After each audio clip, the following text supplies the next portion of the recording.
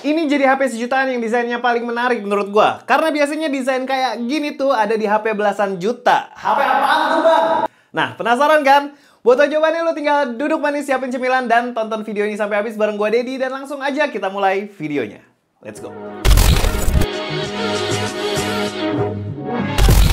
Redmi 14C. Ya, emang by specs mungkin HP ini bukan jadi yang paling mantap di harga sejutaan ya. Beberapa HP dari brand lain itu nawarin SoC yang lebih ngebut, layar lebih kinclong. Tapi karena gue udah pakai HP ini kurang lebih sebulanan dan gue udah pernah pakai juga HP dari brand lain yang harganya sejutaan juga. Jadi berdasarkan pengalaman gue bisa gue bilang HP ini cukup menarik cuy. Pertama ada di desainnya. Gue tuh cukup ngikutin perkembangan HP-HP Xiaomi terutama di seri Redmi-nya. Kenapa harus di seri Redmi-nya, Bang? Gini, jadi kalau HP terutama di Xiaomi yang harganya di atas 5 juta punya desain yang bagus banget itu wajar banget ya. Sebut aja Xiaomi 13T yang desainnya mantep banget karena garis desain yang ngikutin Xiaomi 14. Terus Xiaomi 14T yang sebenarnya desainnya juga biasa aja. Tapi feel-nya pas dipegang tuh cukup premium. Nah, di entry levelnya yang mana Redmi 14C di dalamnya, dia punya garis desain yang cukup beda sama seri mid-range dan flagship-nya di tahun ini yang dijual resmi di Indonesia. Kenapa bisa gitu? Karena garis desainnya itu malah mirip sama seri flagship-nya Xiaomi yang nggak rilis di sini, yaitu Xiaomi 14 Ultra. Dan garis desainnya ini juga mirip sama beberapa HP dari brand Cina, sebut aja Vivo X100, X Fold 3 Pro, dan yang paling baru Oppo Find X8 series. Dia punya bump kamera yang bentuknya bulat dan dimensinya cukup gede. Back covernya yang punya warna moonlight black ini juga cakep banget karena finishingnya glossy dan terdapat glitter-glitter yang mengkilat. Ini ngingetin gue saat ngeliat langit yang penuh bintang pada malam hari. Ditambah frame-nya itu bentuknya nggak bener-bener kotak, masih ada sedikit lengkungan di bagian pinggirnya. Jadinya pas dipegang itu masih lumayan enak. Cuma karena dimensinya HP ini termasuk yang cukup bongsor, jadi buat di-handle sama satu tangan gue yang termasuk medium size jadi rada susah. Gua ngerti kenapa Xiaomi ngasih size yang lumayan jumbo buat Redmi 14C, karena bezelnya di layarnya itu masih termasuk yang cukup tebel banget. Apalagi buat layarnya juga masih pakai desain water drop, jadi looks-nya dari depan tuh jadi kayak HP jadul. Biarpun bezelnya tebel, layarnya masih pakai water drop, tapi buat dimensi layarnya masih cukup gede di 6,88 inci. Gua ngebayangin kalau HP ini bisa pakai bezel tipis dan pakai dot display, mungkin layarnya bakal ada di atas 7 inci karena dimensinya HP ini jumbo banget cuy. Kalau buat panel layar tentu aja dia masih pakai panel IPS 120Hz, peak brightness-nya ada di 600 nits. Cuma yang bikin gua kaget ada di resolusinya yang masih HD+, 720 x 1640 pixel. Tapi pas pakai HP ini buat nonton beneran deh, masih enak banget, nggak berasa pixelated. Terus warnanya juga masih enak, malah gua kira resolusi layarnya HP ini udah Full HD+. Tapi serius, layarnya ini benar-benar unggul dari kebanyakan HP sejutaan kecil. Kalau dibandingin sama HP panas 50i, jelas ya layarnya Redmi 14C masih menang karena bisa ngasih tampilan layar selayaknya layar resolusi Full HD+. Gokil ini. Fitur lain kayak fingerprint scanner masih jadi satu sama tombol power. Terus NFC juga udah ready. Infrared blaster sayangnya nggak ada di sini cuy. Yang bikin bete pakai HP sejutaan tuh kadang-kadang nggak satset saat kita pakai HP-nya. Buat buka kunci layar, navigasi home screen, sampai buka-buka aplikasi tuh kadang-kadang ada aja delay-nya. Sebenarnya sih wajar ya, karena ini HP sejutaan, serba terbatas semuanya. Kadang juga ada beberapa brand smartphone yang ngasih UI-nya itu versi dikurangin fiturnya. Goals-nya sih biar lebih enteng ya performa HP-nya. Tapi di Redmi 14C, biarpun dia cuma pakai SoC Helio G81 Ultra, dia tuh bisa menawarkan navigasi yang cukup smooth. Mungkin ini juga efek UI-nya yang udah mateng ya, yaitu HyperOS. Dan penggunaan RAM 8GB LPDDR4X. Walau kalau soal mindah-mindahin data dari HP ke PC, dia agak lelet ya, karena memorinya 256 ini masih pakai eMMC 5.1. Tapi ya kelancaran penggunaan menurut gue cukup penting ya, dibanding specs tinggi tapi pas dipakai lemot, percuma. Terus dia ada embel-embel ultranya ini juga nggak sembarangan ngasih nama ya, ada sedikit perbedaan sebenarnya. Yang pertama dia support resolusi 50 megapiksel di kameranya, yang mana di versi basicnya cuma mendukung maksimal resolusinya 48 megapiksel. Terus dia juga udah dukung fitur kamera AI yang tentunya untuk menghasilkan foto yang lebih bagus. Cuma buat hasil foto dari kameranya kita bahas abis kita bahas performanya dulu nih ya. Kalau skor Antutunya sih nggak ada yang spesial, cuma 270 ribuan. Terus tes CPU throttlingnya juga lumayan bagus. Jarang dapat di area kuning ya, kebanyakan di area hijau. Dan cukup stabil hasilnya di 77%. Buat ngegame masih bisa banget, tapi yang casual-casual aja ya. Mobile Legends dapat di settingan ultra high dan experience mainnya ternyata cukup asik cuy. Gue sempat beberapa kali nyobain Helio G80-an dan kebanyakan tuh lancar, tapi sesekali suka frame drop yang agak dalam.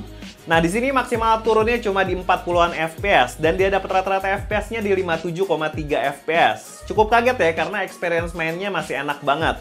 Terus kalau PUBG Mobile dia dapat di settingan Smooth Ultra. Experience selama main bener-bener nggak pernah turun dari 30 FPS cuy.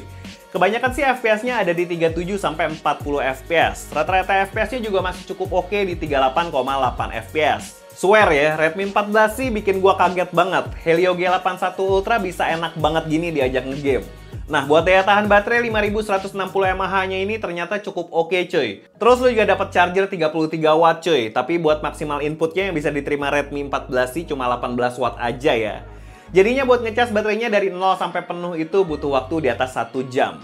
Oke, sesuai janji gue tadi kalau kita bakalan bahas kameranya yang menurut gue cukup baik performanya di range HP yang harganya 1 jutaan. Kalau buat setup kameranya, kayak tadi gue bilang ya, karena dia pakai G81 Ultra, dia capable buat pakai 50 megapiksel. Sisanya ada kamera depth dan kamera auxiliary. Tapi buat hasil fotonya menurut gue masih kayak rata-rata HP di harga segini. Hasil fotonya sebenarnya cukup tajam, terutama saat kita ambil di model 50 megapiksel. Tulisan-tulisan yang jauh masih kebaca jelas kalau kita crop fotonya. Buat warnanya menurut gue udah lumayan eye pleasing, tapi cenderung agak lumayan meleset dari warna aslinya. Terus di beberapa kondisi yang butuh dynamic range luas, kameranya Redmi 14 sih juga masih bisa handle ya, tapi nggak yang bagus-bagus banget.